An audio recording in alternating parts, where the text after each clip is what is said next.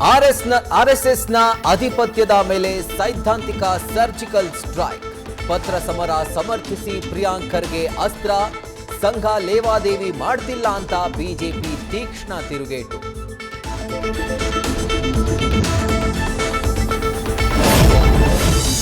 ಸಿಂಹಾಸನ ಗೆದ್ದ ಕನಕಾಧಿಪತಿಗೆ ಸಂಪುಟ ವಿಸ್ತರಣೆ ಸವಾಲು.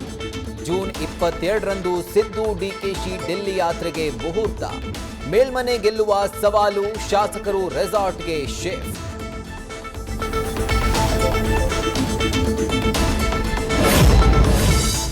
ಇದು ಮಣ್ಣಲ್ಲ ಹೊನ್ನು, ಬಂಗಾರ ಬೆಳೆವ ಭೂಮಿ ಬಿಡಲು ಒಪ್ಪದ ಬಿಡದಿ ರೈತರು. ದಯಾಮರಣ ಕೋರಿ ರೈತರ ಕಣ್ಣೀರು.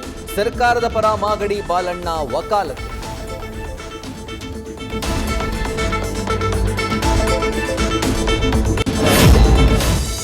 ನಟ ದರ್ಶನ್ ಕೇಸ್ ತ್ವರಿತಗತಿಯ ವಿಚಾರಣೆಗೆ ಕೋರ್ಟ್ ಅಸ್ತು.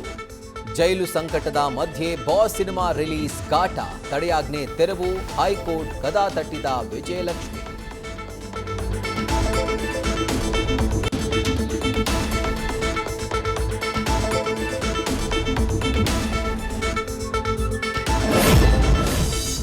ಕೊನೆಗೂ ಸಂಕಟಕ್ಕೆ ಮುಕ್ತಿ. ಶುಕ್ರವಾರದಿಂದ ಹಾರ್ಮುಜ್ ಓಪನ್. G7 ಶೃಂಗಸಭೆಯಿಂದಲೇ ಅಮೆರಿಕ ಅಧ್ಯಕ್ಷ ಡೊನಾಲ್ಡ್ ಟ್ರಂಪ್ ಘೋಷಣೆ. ಅತ್ತ ದೈತ್ಯ B-52 ಬಾಂಬರ್ ಭಸ್ಮ.